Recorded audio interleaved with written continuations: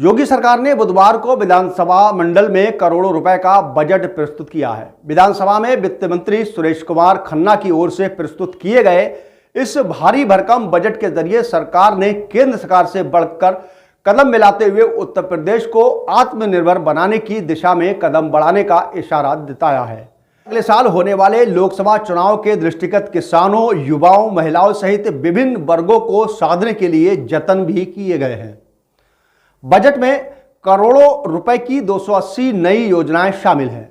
UP global investor summit की सफलता से उत्साहित सरकार ने बजट में नए औद्योगिक क्षेत्रों की स्थापना के लिए नई योजना शुरू करने का हौसला भी दिखाया है।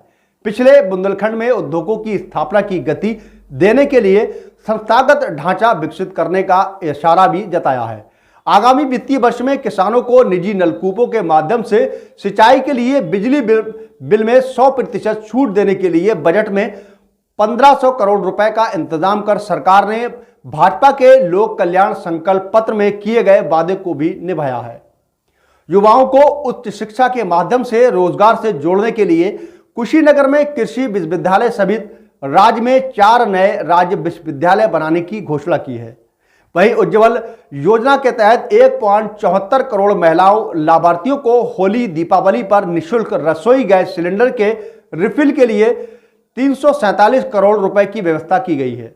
वहीं उत्तर प्रदेश की अर्थव्यवस्था को $1 ट्रिलियन का आकार देने के लिए 2 लिंक एक्सप्रेसवे और घोषणा के साथ बुनियादी ढांचे के विकास और विस्तार के लिए भी सरकार ने खजाना खोला है। सांस्कृतिक राष्ट्रवाद की धार पैनी करने के लिए कोशिश की गई है कि बजट में दिखी है।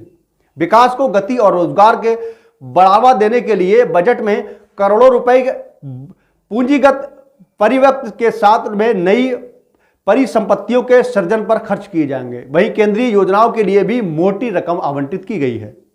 बजट में पेश की जाने के बाद मुख्यमंत्री योगी आदित्यनाथ ने बताया कि प्रदेश में नए औद्योगिक क्षेत्रों की स्थापना के लिए मुख्यमंत्री औद्योगिक क्षेत्र विस्तारीकरण और नए औद्योगिक क्षेत्र प्रोत्साहित नामक कई नई योजना शुरू की गई हैं, जिसके लिए 5000 करोड़ रुपए का इंतजाम भी किया गया है।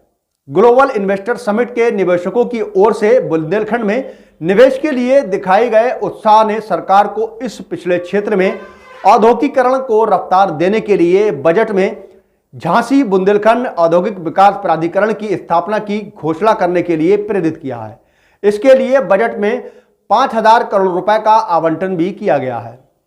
इसके अलावा प्रदेश में शहरों के विस्तार और उनमें बुनियादी सुविधाएं विकसित करने के लिए 3000 करोड़ रुपए के आवंटन से मुख्यमंत्री शहरी विस्तारीकरण नए शहर प्रोत्साहित योजना शुरू करने की घोषणा भी की गई है।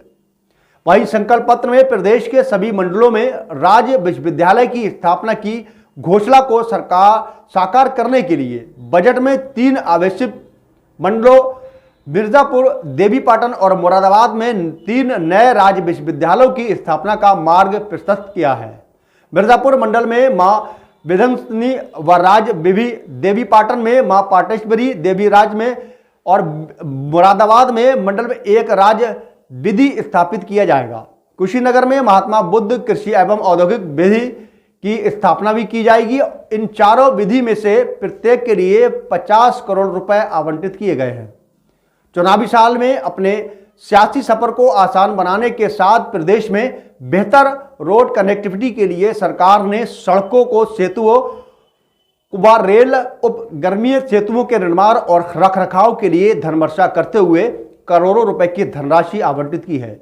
इसमें से 1000 करोड़ रुपए मार्गों के विकास के लिए होंगे। बताते चलें कि ये बजट उत्तर प्रदेश की सरकार द्वारा पास किया गया था, जिसमें लगातार प्रदेश में बेहतर और सुविधाएं देने के लिए, इसको और बेहतर बनाने के लिए